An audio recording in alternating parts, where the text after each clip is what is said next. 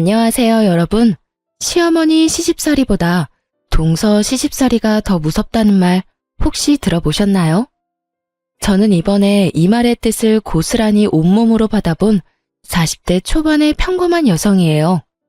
정말 다른 사람과의 대립 같은 건 피하고 싶어하는 성격이기도 하고요.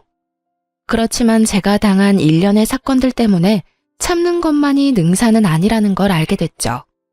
지금 이렇게 글을 쓰면서도 그 사람들의 말과 행동을 떠올리면 지금도 피가 거꾸로 솟는 것처럼 화가 날 정도거든요. 지금부터 제가 당한 황당한 일들을 하나씩 풀어볼게요. 저는 결혼 당시에는 지금과는 다르게 영양사로 일하고 있었어요. 남편은 평범한 중소기업의 회사원으로 시댁과도 큰 문제 없이 지내고 있었어요. 그런데 그런 제가 시댁과 트러블이 생긴 건 시동생, 그러니까 남편의 남동생이 결혼을 하고 나서부터였어요. 도련님은 당시 젊은 사장으로 창업으로 작은 사업체를 운영 중이었거든요. 그런 도련님과 결혼하게 된 제 동서가 저보다 2살이나 많다는 것을 알게 되고 저는 살짝 걱정이 됐어요.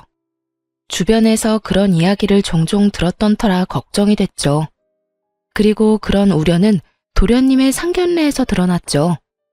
상견례하는 도중에 화장실을 들렀는데 동서가 제 뒤를 따라 화장실로 들어오더군요. 그러더니 대뜸 그러더라고요. 제가 사회에서는 더 연장자고 경험이 많은 어른이니 저한테 이래라 저래라 시키지는 마세요. 존댓말 쓰면서 존중은 해줄 테니 그 정도에서 서로 선을 지키자고요. 정말 당당하게 저에게 선을 지키자는 동서를 보며 속으로 많이 당황했어요. 누가 보면 이래라 저래라 이미 시킨 줄 알겠더라고요. 얼굴 본 것도 처음인데 초면에 하는 말을 들어보니 제 우려가 현실이 되더군요. 근데 그게 무슨 말씀이세요? 선이라뇨. 몰라요? 적당하게 하자는 말이에요. 명절에 일할 때도 나한테 이래라 저래라 시키지 말고 저한테 딴지도 걸지 말고요.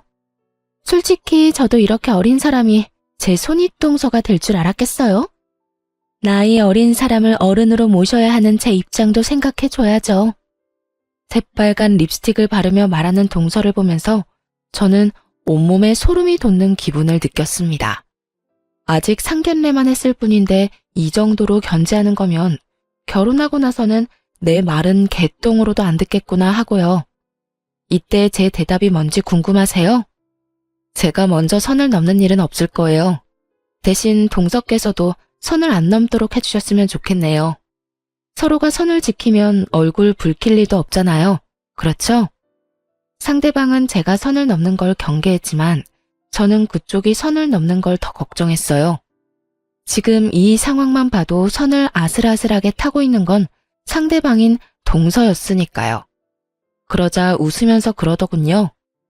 마음이 잘 맞아서 좋네요. 그 말 꼭 지켜주세요. 그렇게 말하고는 휙 돌아서 화장실을 나가버렸어요. 그 뒷모습을 보며 참 황당하고 골치가 아파왔습니다.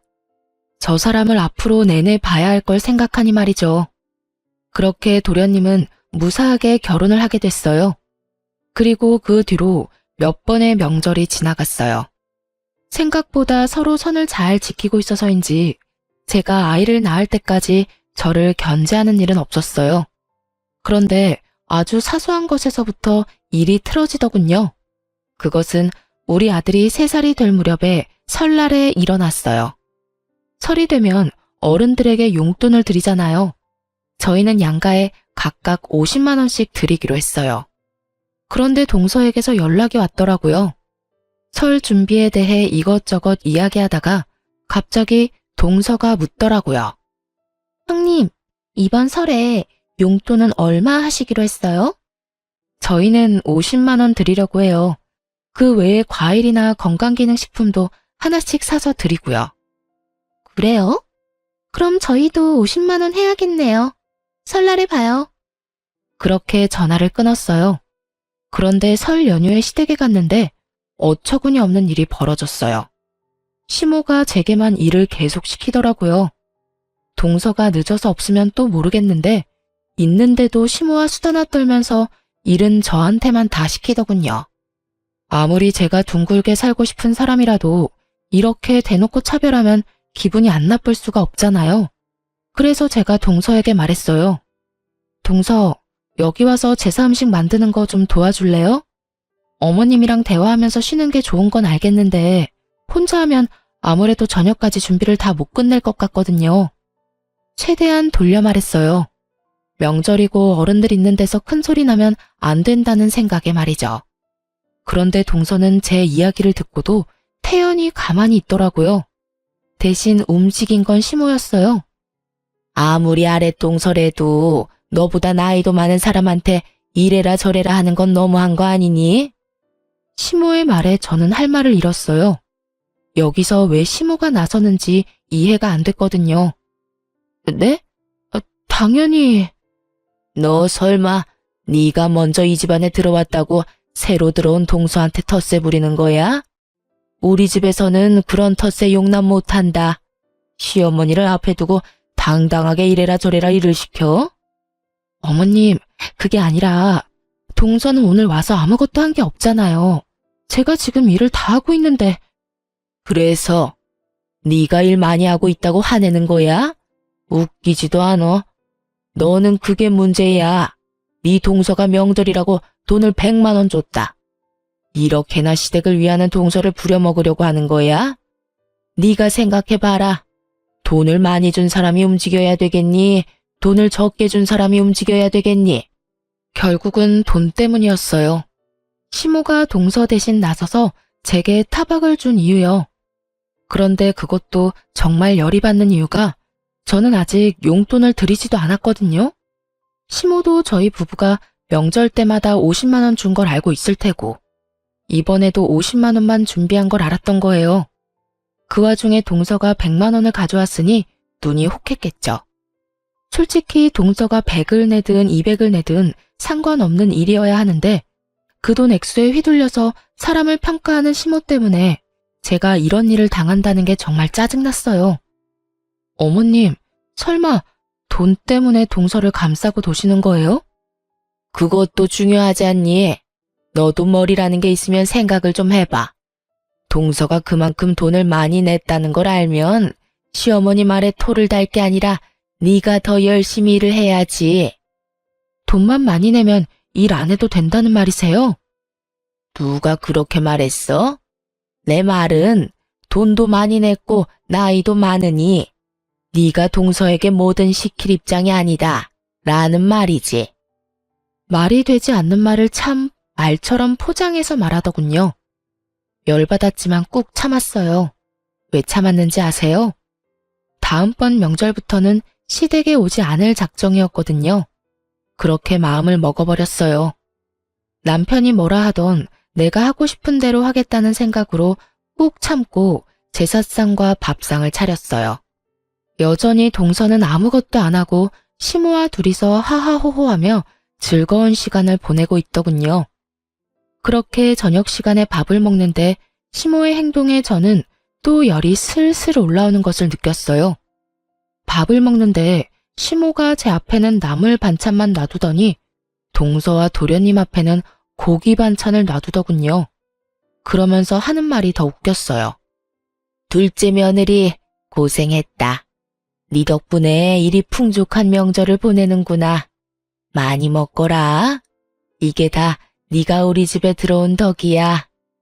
어머님, 무슨 그런 말씀을 하세요. 어머님이 계신 덕분에 잘 되는 거죠. 그러니 제가 드린 용돈으로 맛있는 것도 사드시고 좋은 곳에 놀러도 다니세요. 간드러지는 동서의 목소리에 행복해하는 시모를 보니 배알이 뒤틀리더군요. 음식 차별하는 게 제일 기분 더럽다더니 그 말이 딱 맞더라고요.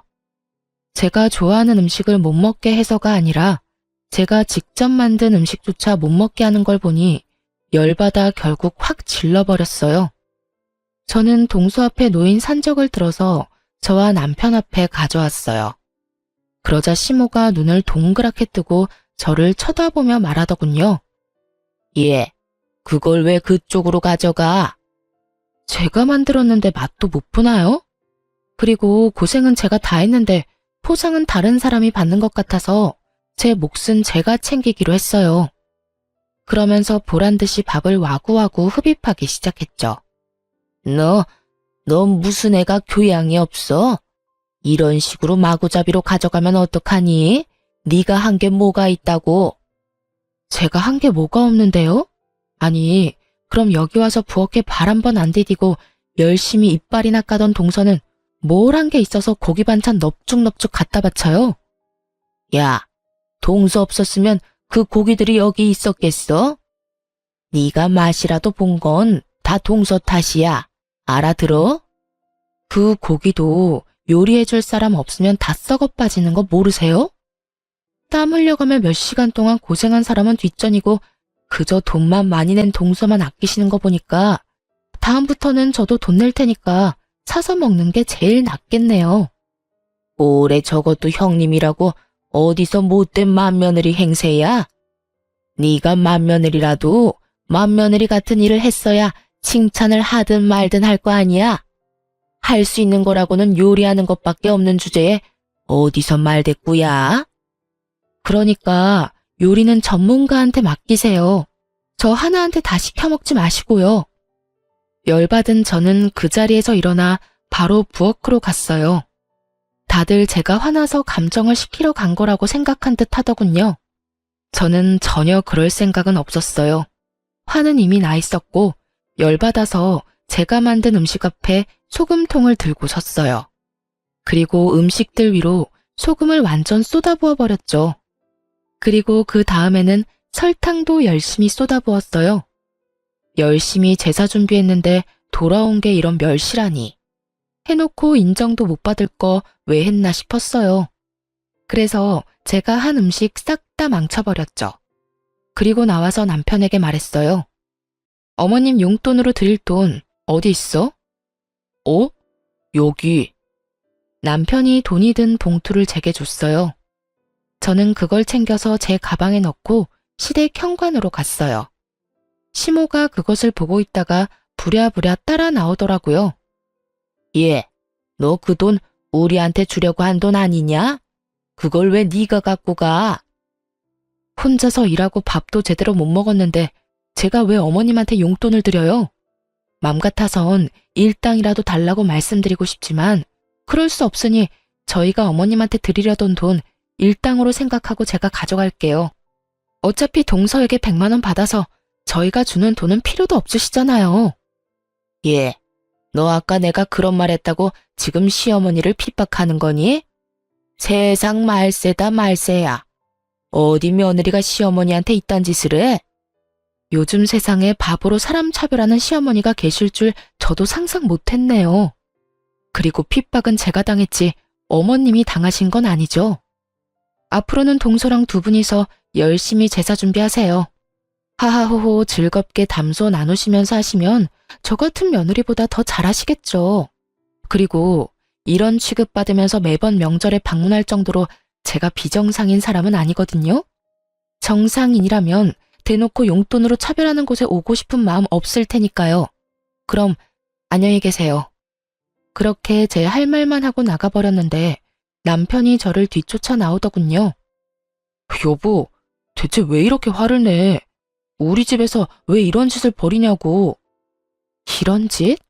당신은 내가 무슨 취급당했는지 옆에서 뻔히 보고도 그런 말을 해? 내가 무슨 짓을 했는데? 당신이 말해봐. 내가 무슨 짓을 했는데? 당신이 우리 엄마랑 재수 씨한테 일방적으로 화를 냈잖아. 당신이 본 게 그게 다야? 그럼 그 밥상 위에 올라온 요리가 내가 다 만든 거라는 건 몰랐어? 알지, 알아. 그래도 좀만 참으면 되는 걸 왜 그렇게 화를 내는 건데? 손가락 하나 까딱하지 않고 쉬던 사람들이야.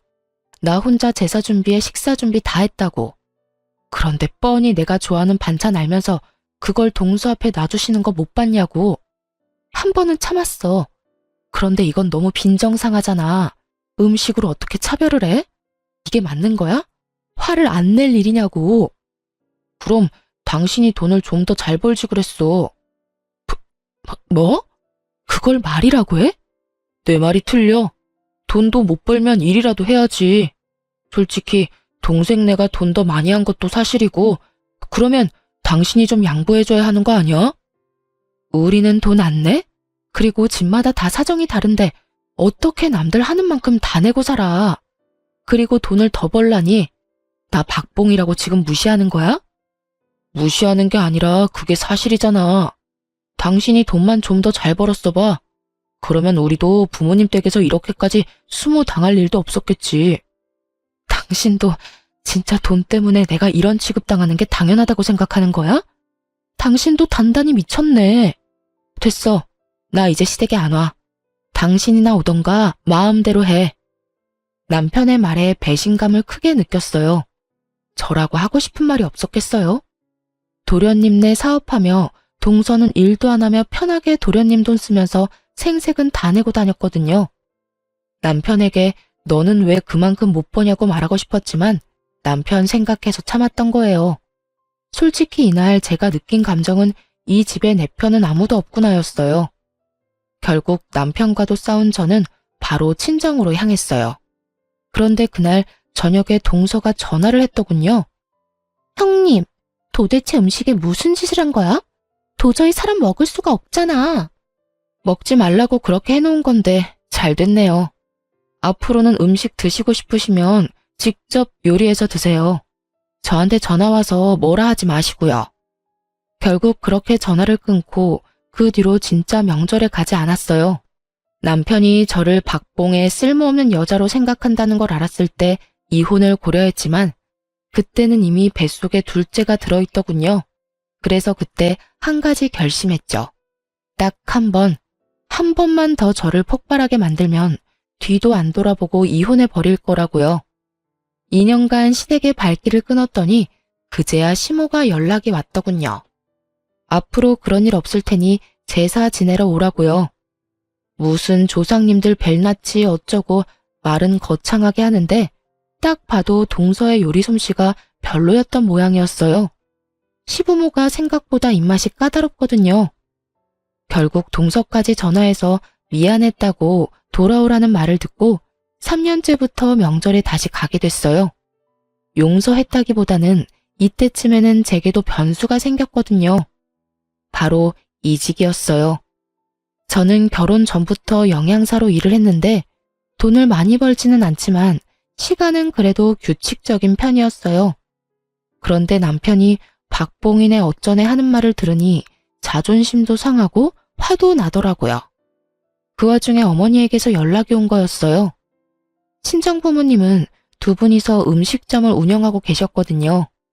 워낙 잘 되는 음식점이라 사람들도 많고 단골도 많은 곳이에요. 그런데 아버지가 손을 다쳐서 요리를 더 이상 못할 상황이 됐어요. 낫는 데까지는 시간이 한참 걸리고 그 사이에 괜찮은 사람 찾는 것도 힘들고 그래서 어머니가 저한테 전화를 하셨더라고요. 혹시 이쪽에서 일해볼 생각 없냐고 말이죠. 처음에는 애들 생각해서 시간이 좋은 영양사로 남을까 싶었는데 괜히 오기가 생기더라고요. 애들을 시댁에 맡기는 한이 있더라도 돈을 좀 많이 벌어봐야겠다는 생각이요. 어머니가 수익은 벌어들인 수입에 따라 나눈다고 하셨던 게 사실 가장 큰 이직 이유였어요. 워낙 잘 되던 가게인데다가 가족 경영으로 소규모로 하다 보니 인당 돌아오는 수익이 꽤 높았거든요. 그래서 결국은 영양사를 그만두고 본격적으로 부모님 가게 일을 같이 하기로 했어요. 그렇게 이직을 하고 2달 정도 일하는데 확실히 예전보다 훨씬 더 잘 벌게 됐어요. 힘은 예전보다 더 들었지만 쌓이는 통장 잔고를 보니 기분이 좋았거든요. 그리고 돈을 점점 더 많이 벌면 벌수록 남편도 더 좋아했어요. 그렇게 일한 지 3년쯤 지났을 때였어요. 시부모에게 연락이 왔어요. 잠깐 시댁으로 오라는 연락이었죠. 일하느라 바쁜 와중에 시간 내기 힘들어서 주말에 간다고 했는데 평소 같으면 그냥 오라면 올 것이지 무슨 주말이냐 하고 토를 달 법한 양반들이 무슨 일인지 너 좋을 대로 오라고 하시더군요. 이상한 생각이 들었지만 뭔가 중요한 일인가 싶어서 저도 일을 마치자마자 시댁으로 얼른 달려갔어요. 갔더니 시부모만 있는 게 아니었고 도련님과 동서 남편까지 있더라고요. 도련님네도 와 계셨네요? 무슨 일로 부르셨어요? 내 긴 말 안 하마. 네 시동생 얼마 전에 같이 일하던 동업자한테 사기당했어. 그놈이 아들이 벌어놓은 사업 자금을 몽땅 다 들고 날랐다지 뭐니? 그래서 지금 파산 직전까지 왔어. 내 첫째한테 들어보니 네 가게가 그렇게 장사가 잘 된다며? 네가 우리 둘째 아들 거기서 일하도록 해줄 수 없겠니? 가족 좋다는 게 뭐니? 이럴 때 돕고 사는 거지. 안 그러냐? 자기 편할 때만 가족이라고 말하는 시모를 보니 정말 안이 꽂고 열받았지만 참았어요. 그런데 그때 도련님이 제게 말하더군요. 형수, 제발 저 좀 살려줘요. 형한테 들어보니까 월급도 엄청 많이 번다는데.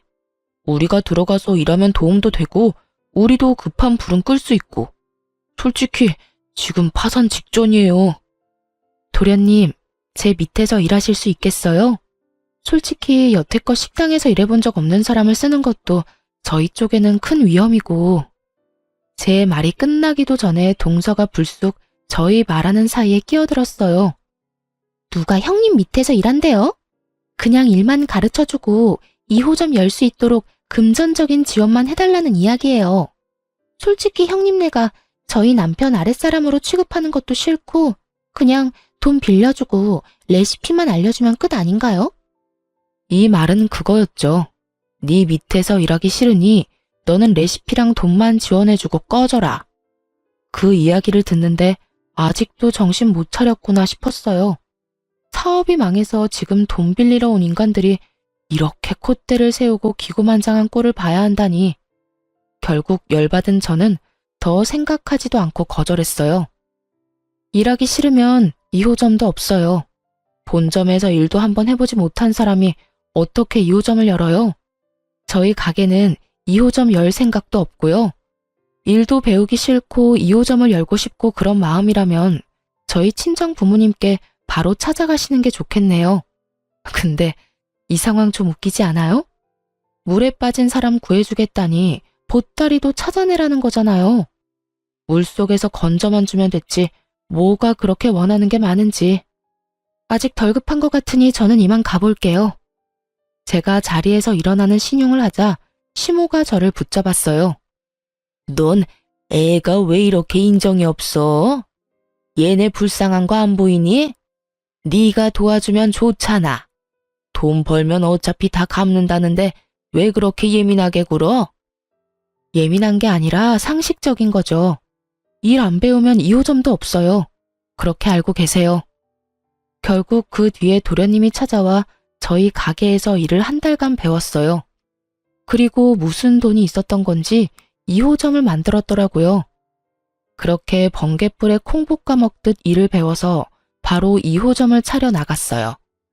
제 눈앞에서 사고만 치던 시동생이 나가서 저도 속은 편했는데 2호점에서 내내 사고만 치더군요. 사업을 했다고 해서 장사에는 소질이 있겠거니 했는데 아무래도 음식점이다 보니 위생 관련해서 문제가 계속 터졌어요. 그래서 그거 수습하려고 매번 제가 시동생 가게에 들렀어야 했고요. 그런데 더 웃긴 건 이 와중에도 시부모의 둘째 아들에 대한 사랑은 아주 지고지순하더군요. 도련님네가 새로 가게를 오픈해서 나가고 얼마 안 지나서 시댁 친척 중에 칠순잔치가 있어서 참석하게 됐어요. 제가 화장실에 갔다가 사람이 너무 많아서 그냥 돌아오는데 친척들 이야기하는 게 들리더라고요. 아유, 그 집은 좋겠어요. 그런 복덩어리 같은 며느리가 들어와서. 돈도 많이 벌고 얼마 전에 사기당한 둘째도 걷어줬다면서? 며느리 참 잘 들였다니까. 고모님이 제 칭찬을 하고 계셨어요. 감사한 마음에 웃음을 띠며 시모 뒤로가 얼른 고맙다고 말하려는데 시모가 제가 있는지도 모르고 이야기하더군요. 걔가 복덩이요? 당치도 않아요.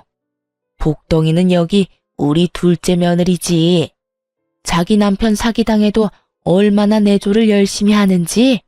게다가 첫째 며느리하고는 달라서 그 힘든 와중에도 열심히 시댁에 용돈도 붙여주는 참 착한 며느리예요. 그 이야기에 진짜 어이가 없었어요. 남편이 그렇게 일하느라 바쁜데도 동서는 일도 돕지도 않고 도련님 사업할 때처럼 집에서 쉬고 있었거든요. 가끔씩 도련님이 바쁜 일정이 있거나 약속이 있을 때만 잠시 나와서 가게를 봐줄 뿐이었고요. 그런 둘째 며느리가 제 자식 돈으로 효도 생색내고 있다는 걸 아는지 모르는지 입에 침이 마르도록 열심히 칭찬 중이었어요. 그걸 보니 정말 정이 뚝 떨어지더군요. 그런데 제가 이 집안에서 정말 떨어져 나올 일은 그 다음에 발생했어요. 제가 영양사에서 자영업자로 직업을 전환하면서 아이들을 볼 수 있는 시간이 많이 줄었거든요. 그래서 어쩔 수 없이 5살, 8살 애들을 시댁에 맡길 수밖에 없었어요. 그렇게 몇 달쯤 맡겼는데 애들이 점점 시댁에 가길 싫어하더라고요. 엄마, 우리 할머니 집에 안 가면 안 돼. 나 할머니 집에 가기 싫어. 을에 있는 투정이라고 생각했어요. 엄마랑 붙어있고 싶은 마음에 저러는구나 하고 눈물이 핑 돌 것 같았단 말이죠. 그런데 이 상황에서 뜬금없는 말을 첫째가 하더군요. 할머니랑 숙모는 지원이만 예뻐하고 우리는 매번 혼낸단 말이야. 그게 무슨 소리야? 너희를 왜 혼내신단 말이니? 지원이는 동선의 아들이었어요. 이때는 동서가 자기 아들도 시댁에 맡겨놨나 보다 하는 생각만 들었어요. 그런데 그 다음 아들의 말에 혈압이 확 오르더군요. 할머니가 지원이한테만 맛있는 거 주고 우리는 맛있는 거 먹지도 말래. 그리고 지원이가 우리가 가져간 장난감 뺏어갔는데 숙모가 우리한테 소리 지르고 못됐다고 막 뭐라고 했단 말이야. 우리 할머니 댁에 안 가면 안 돼? 나는 진짜로 가기 싫단 말이야. 그 이야기를 듣는데 인내심이 뚝 끊어지더군요. 먹는 걸로 장난치던 그 버릇이 이번에는 우리 애들에게 나왔나 보더라고요. 저는 흥분한 채로 아이들에게 이것저것 물었어요. 그러니 끝도 없이 시모와 동서가 한 짓이 아이의 입을 통해 흘러나오더군요. 동서의 아이를 오냐오냐 키우면서 우리 애들은 무슨 일이 있든 혼을 냈다고 했어요. 과자를 사와도 우리 애들한테는 한 번도 준 적이 없대요. 밥 먹을 때도 맛있는 반찬은 모두 지원이 거라고 하는 말에 진짜 눈을 질끈 감았네요. 손주들이라면 본인 핏줄이니까 잘해줄 거라고 생각했어요. 그런데 고작 몇 달 만에 그것도 학원 하원하고 그 짧은 2-3시간 동안 애들을 이런 식으로 차별했다는 걸 제 귀로 직접 들으니 분노가 멈추지 않았어요. 동서와 도련님 파산하고 물에서 건져 올려준 사람이 저와 저희 부모님인데 은혜를 원수로 갚는 거잖아요. 도와준 은인의 자식들한테 저딴 식으로 대하다니 참을 수가 없었어요. 저는 열받아서 시모와 동서에게 직접 이야기하려다가 일을 마치고 온 남편에게 이야기하기로 했어요. 당신 애들 이야기 들었어? 어머님이 동선의 애만 예뻐하시면서 우리 애들하고 차별하신다는 말. 그래서 지금 애들 싸움에 끼는 어른이 되라는 거야? 이게 어떻게 애들 싸움이야. 엄연히 차별을 받았잖아. 애들이 상처를 받았고. 애들이 엄청 큰 잘못을 해서 혼나는 거라면 그래, 100번 양보해서 참을 수 있지. 근데 보라고, 애들이 잘못한 게 뭐가 있어? 그리고 잘못했다 한들 먹는 걸로 차별하는 게 어딨어? 그것만큼 기분 나쁜 게 세상에 어디 있다고. 나한테도 그러시더니 이번에는 애들한테까지 이러시네. 당신이 어머님한테 뭐라고 말씀 좀 드려.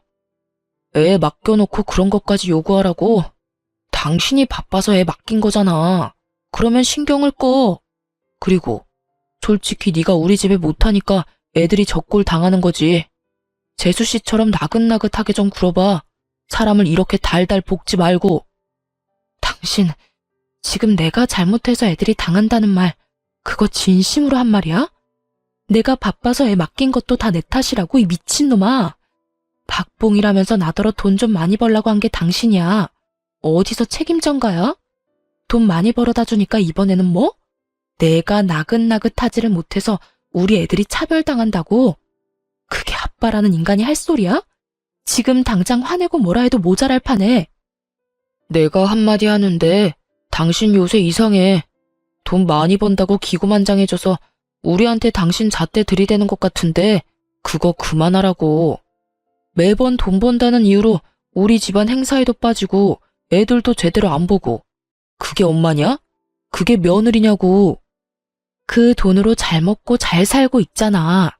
이번에 새로 이사한 것도 집안에 새로운 가전 다 들인 것도 다 내 덕분 아냐? 그런데 뭐? 내가 아무것도 안 해?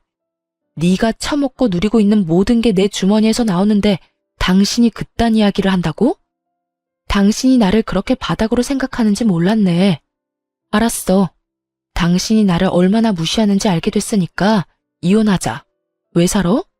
동서처럼 나긋나긋하고 일 안 하고 집에서 돈만 축 내며 남편 돈으로 생색내는 예쁜 장식품 같은 여자나 구해서 살아. 나처럼 악착같이 돈만 버는 여자 때려치우고. 나도 너 같은 놈 때려치우고 딴 남자 찾을 테니까. 박봉이라고 난리칠 때는 언제고 이제 와서 딴소리를 해? 에라이 천하의 나쁜 놈 같으니라고. 그런 말이 아니잖아, 여보. 저를 잡는 남편놈 손을 뿌리치고 저는 애들을 데리고 친정으로 와버렸어요. 정말 화가 머리끝까지 나서 참을 수가 없었어요. 애들은 이 상황이 뭔지도 모르고 어안이 벙벙한 상태였고 부모님은 그런 저를 이해해 주셨어요. 그간 제 마음고생을 누구보다 가까이서 봐주신 분들이었으니까요. 그런데 아무리 생각해도 동서가 우리 애들을 혼냈다는 걸 듣고는 가만히 참을 수가 없겠더라고요. 도련님한테 전화를 걸었어요. 그리고 내일 가게에 있냐고 물었죠. 가게에 필요한 물건을 2주에 한 번씩 보내주는데 가져가야 한다고 말이죠. 그랬더니 내일은 자기가 약속이 있어서 와이프한테 가게를 맡겨놓을 거라고 모레 직접 본점으로 찾아오겠다고 하더라고요. 저는 내일이 기회라는 생각이 들었어요. 그래도 도련님 없을 때 이야기하면 둘 다 아이 키우는 엄마 입장에서 대화가 잘 통할 수도 있잖아요.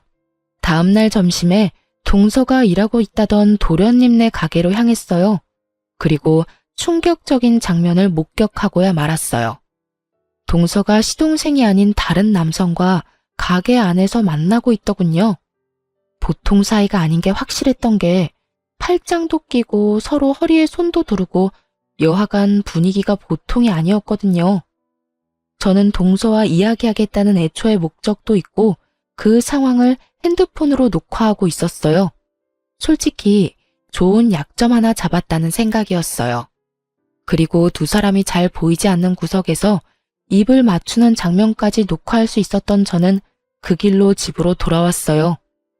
이걸 언제 터트릴까 했는데 그날 저녁 남편이 시댁으로 오라더군요. 시댁에 갔더니 남편놈이 아주 당당하게 이혼 이야기하자고 하더라고요. 모든 시댁 식구들이 있는 곳에서. 그런데 동서가 제일 웃겼어요. 형님, 아무리 그래도 애들 말만 믿고 저희한테 이러시는 건 너무하죠. 저희라고 좋아서 애들 혼냈겠어요?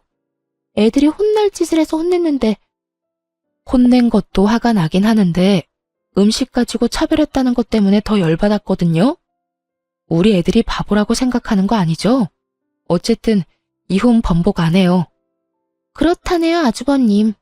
그러면 형님, 형님이 원해서 이혼하는 거니까 위자료도 이쪽에 줘야 하는 거 알죠? 재산 분할도 확실하게 해야 하고요. 위자료? 재산 분할? 어이가 없어서. 내가 무슨 명목으로 이혼하는 줄 알아요? 당신들 시댁 때문에 이혼하는 거야. 남편놈은 그 사이에서 아무 도움 없이 나한테 성질만 내서 그렇고, 음식으로 차별하고 용돈 적게 줬다고 일 부려먹고, 사람을 인간으로 대해줬으면 이혼을 할 리가 있겠어? 형수님, 형님이 어찌됐건 저는 두 분이 이혼을 했다고 저희 가게 차별하는 건 가만둘 생각 없어요. 그러니까 그 부분은 확실하게 해줬으면 좋겠고. 가게 걱정 말고 와이프나 걱정하지 그래요. 그렇게 끼고 돌며 사랑하는 도련님네 와이프, 다른 남자랑 바람나서 지금 난리도 아니던데? 정말로 그 집 애들이 누구씨인지 알게 뭐야? 뜬금없이 떨어진 폭탄에 시댁이 한순간 고요해졌습니다. 저는 그 고요함을 즐기며 그 속에 전혀 고요하지 못한 동서의 얼굴을 보며 핸드폰을 열어 동영상부터 켜줬어요. 도련님 약속 있다고 가게 동서한테 맡겼죠? 보세요. 거기서 낯선 남자랑 둘이서 얼마나 즐거운 시간 보냈는지. 그리고 그 순간 시동생이 제 폰을 들고 가서 요리조리 화면을 확대해 보더니 얼굴이 새빨갛게 분노로 터질 것처럼 변해버렸어요. 어떻게 당신이 이 사기꾼하고 같이 있어? 사기꾼? 갑자기 등장한 단어에 저도 당황한 찰나 동서가 그 자리에서 시동생에게 무릎을 꿇고 빌더라고요.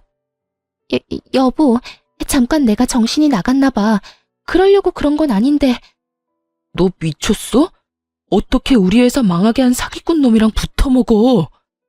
알고 보니 동서의 상간남이 시동생 회사를 말아먹은 시동생의 친구이자 동업자였던 사람이었더군요. 동서도 참 지고지순하더군요. 남편 회사 망하게 만들어서 자기도 힘든 상황에 사업 망하게 한 남자와 계속 만나고 있었다니. 아마 그 남자 쪽에서 뭔가 금전적인 지원을 해줬을 거예요. 아니면 두 사람이 여전히 만나는 게 이해가 안 가니까요. 그런데 그 상황에 더 배신감을 느낀 사람은 시모였더라고요. 야, 너 어떻게 이럴 수가 있어? 네가 우리 아들 사업 망하게 한 놈이랑 붙어먹었어?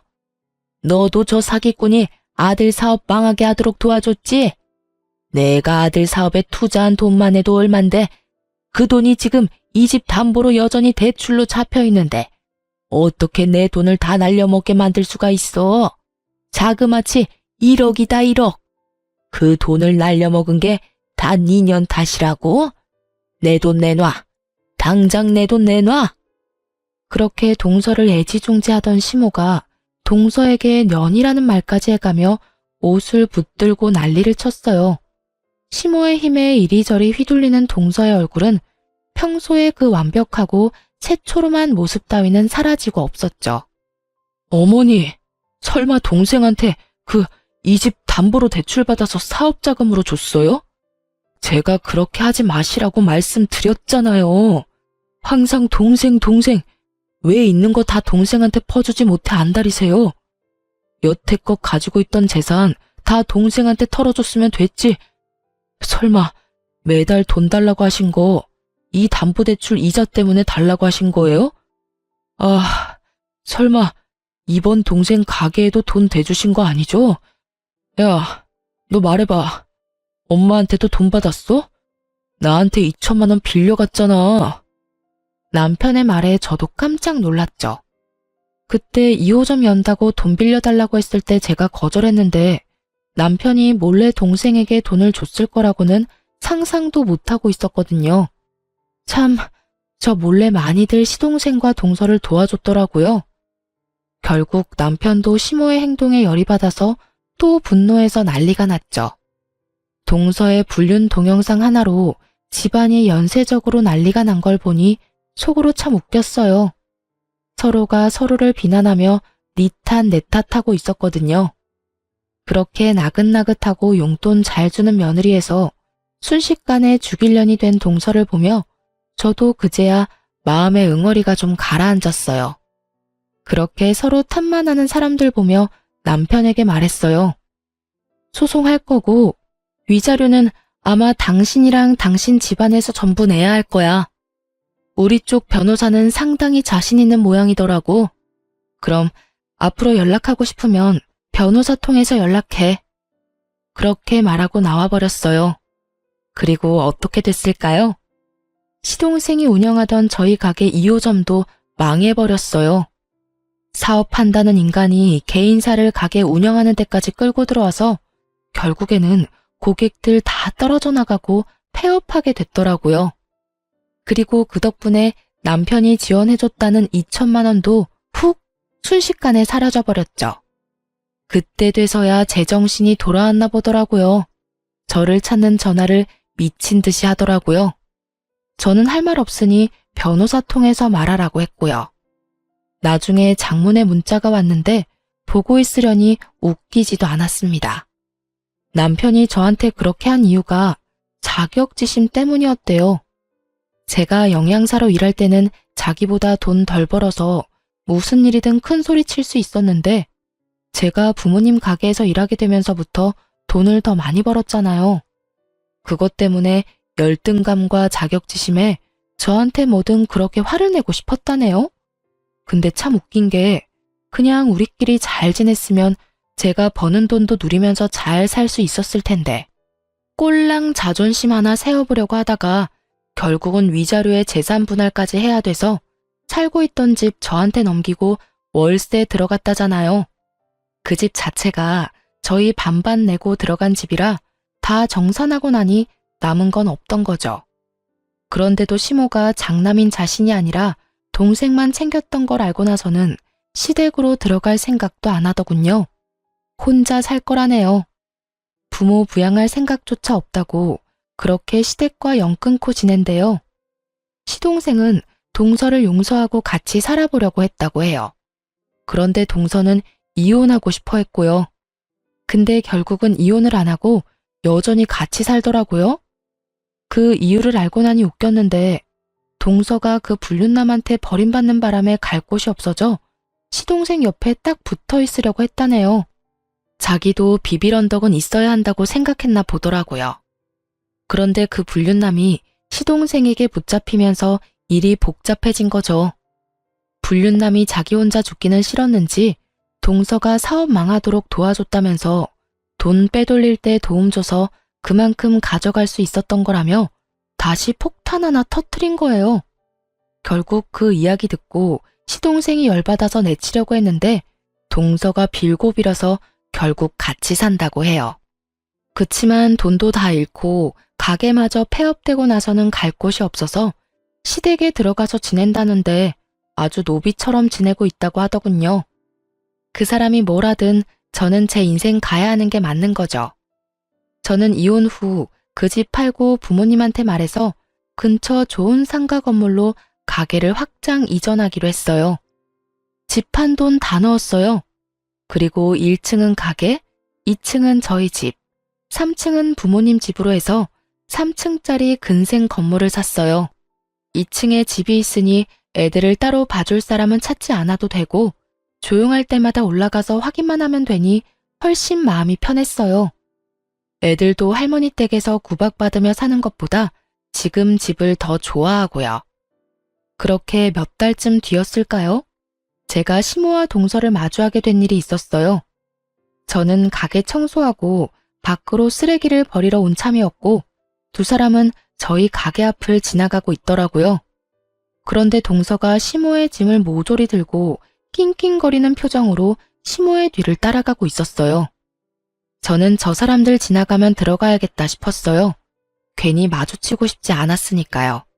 그런데 시모가 갑자기 저희 가게 앞에 멈춰서더군요.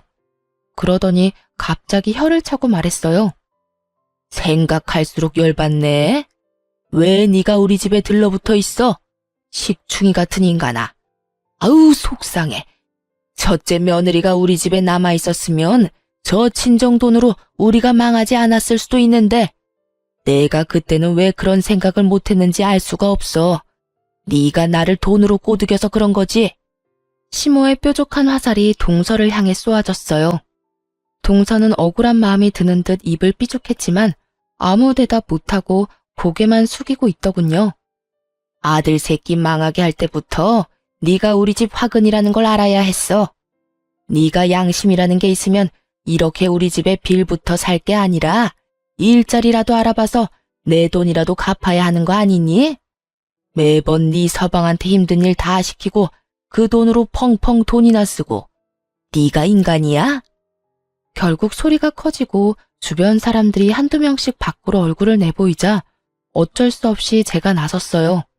저희 가게 앞에서 이런 일이 벌어지면 가게 이미지에 타격을 입잖아요. 남의 가게 앞에서 큰 소리 내지 마시고 빨리 지나가세요. 여기서 이러신들 제가 그쪽 집에 다시 돌아갈 일도 없고 이 가게가 그쪽 집안 것이 될 일도 없으니까요. 제가 등장하자 시모 얼굴이 반가운 빛을 띠더군요. 이혼 전에는 볼 때마다 마땅찮은 표정만 짓더니 사람 마음 참 간사해요. 가게 잘 되는 걸 보면 볼 때마다 잃어버린 것이 얼마나 소중한지 깨닫게 됐나 봅니다. 그래도 다시 돌아갈 생각 따위 전혀 없지만요. 어머 얘, 너 있었니? 요즘은 어떻게 지내? 우리 손주들은 잘 지내고 있지? 우리도 요즘 손주들 얼굴 보고 싶어서 눈물이 날 정도란다. 네가 마음을 조금만 써서 우리랑 손주들 만나게 해주면. 이번에도 동선의 아들하고 비교하면서 차별하실 건가요? 죄송한데 애들 차별하셨으면서 우리 애들 왜 궁금해하세요? 차별이라니. 그건 다 네 동서가 시켜서 한 일이야. 아니었으면 내가 내 핏줄 싫어할 일 없잖니. 요즘에 지원이 그것이 얼마나 기고만장해졌는지 몰라. 그런 눈치도 없는 애보다 너희 애들이 훨씬 낫지. 그러니 너도 이만 오해를 풀고. 그 이야기를 가만히 듣던 저와는 달리 누군가는 시모의 이야기에 기분이 퍽 나빠진 모양이었어요. 어머님, 누가 시켰다고 그러세요? 그리고 애 놔두고 그렇게 차별하시는 거 아니죠? 제가 여태껏 어머님한테 어떻게 했는데 이혼해서 이제 가족도 아닌 사람 앞에서 저를 이렇게 구박하실 수가 있는 거예요. 이거 봐. 감히 눈 동그랗게 뜨고 시어머니를 노려봐? 네가 지금 나한테 눈 크게 뜨고 대들 수 있다고 생각하니? 어이가 없어서. 지금 내 꼴을 좀 봐라. 네가 우리 아들 두고 그런 미친 짓을 저질러서 내가 지금 이 모양 이 꼴 아니냐? 그게 왜 제 탓인데요? 어머님이 뿌린 대로 거둔 거지. 저도 이런 짓 못 해먹겠어요. 아무리 잘못했었어도 그렇지. 용서해줬으면 이렇게 부려먹지나 말아야죠. 동서는 그 상태 그대로 짐을 다 팽개치고는 씩씩거리며 가버리더군요. 제가, 아휴, 봐라. 지금 집안이 이 모양이야. 역시 맏며느리가 없으니 기강이 안 사네. 어쨌든 나중에 애들 데리고 한번 오거라. 응? 무슨 착각하시는 건지 모르겠지만 저희 애들은 그쪽 집에 안 가요. 애들이 뭐라고 하는 줄 아세요? 할머니 댁 안 가서 너무 좋대요. 할머니한테 차별받아서 정말 기분 나빴는데 여기서는 그런 차별 안 받아도 된다고요. 그러니까 기대하지도 마세요. 애들 차별할 때는 언제고 이제 와서. 제 말에 시모가 얼굴이 올그락 푸르락 하더니 결국 아무 말 못하고 땅에 떨어진 짐을 주워서 어그적 집으로 걸어가더군요. 결국 돈으로 저울질하다가 두 며느리에게 버림받고 둘째 아들이 돈 잘 버는 것 같아서 거기 돈 쏟아부었다가 그 사실을 알게 된 장남에게 버림까지 받았네요. 덕분에 사람을 마음으로 대하지 않으면 저렇게 순식간에 망할 수도 있다는 걸 알게 됐네요. 어찌됐든 시댁 사람들은 모두 저에게는 최악의 사람들이었어요. 나중에 들어보니 동서는 이때 저와 마주치고 시모와 언쟁을 벌인 다음에 그대로 집을 나가버린 모양이었어요. 제게 고통을 준 사람들이 모두 벌을 받은 걸 확인하니 마음이 좀 편해졌어요. 여전히 저는 아이들 둘 키우며 열심히 살고 있어요. 지금은 저희 부모님이 하시던 가게를 이어받아 열심히 사장으로 일하고 있습니다. 앞으로는 이런 사람들과 엮이지 않고 좋은 인연만 만들면서 잘 살아볼 예정입니다. 여기까지 제 이야기 들어주셔서 감사합니다.